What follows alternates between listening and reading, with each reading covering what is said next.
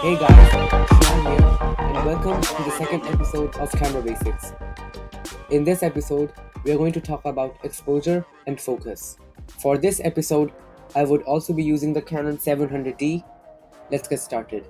So let's start with focus. Focus is the moving element of your lens that moves forward or backwards to make your image and subject sharper. Always keep in mind that the focus element should be a distance from the camera sensor to maintain a clear image. Most cameras nowadays have both autofocus and manual focus built in. So the Canon 700D that I'm using has the EFS 18 to 135mm lens, and this lens can actually do both autofocus and manual focus. So I'm going to shoot two videos, short clips with this lens and this camera, and you can decide for yourself which one looks better.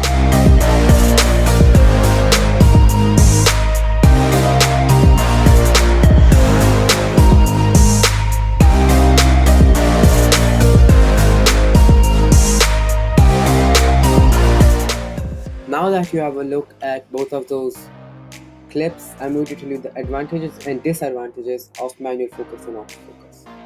Let's start with autofocus.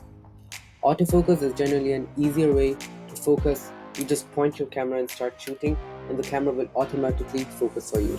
Whereas in manual focus, you have to manually turn this focus ring, this one, and usually cinema lenses would have gears on both the zoom ring and the manual focus ring, so that another person can operate them wirelessly, so you don't have to worry about focusing and zooming while you are moving the camera around. So manual focus requires much more manpower, as you probably know by now, and autofocus is easier. Most lenses have autofocus built in. I'm using the EFS 18 to 135mm lens, and it has pretty good autofocus. It also has a stabilizer and a zoom lock.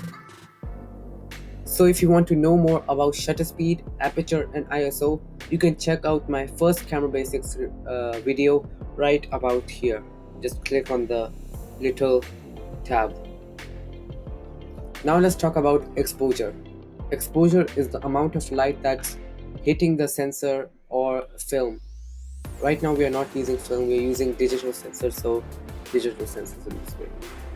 And exposure is very similar to shutter speed and shutter speed, because shutter speed is how fast the shutter is moving and ISO is the sensitivity to light, but exposure is how much light is actually touching the camera sensor itself.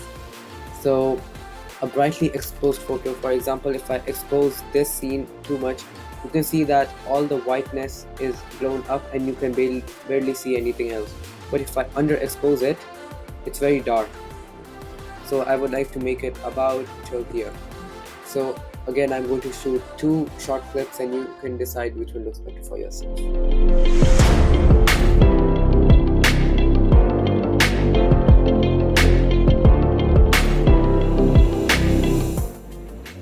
I'm going to also show you a live example of exposure. So I have this light, it's on normal exposure right now, and if I just turn it on and keep it in front of the lens, you can see that the camera is trying to underexpose it and trying to get it in focus.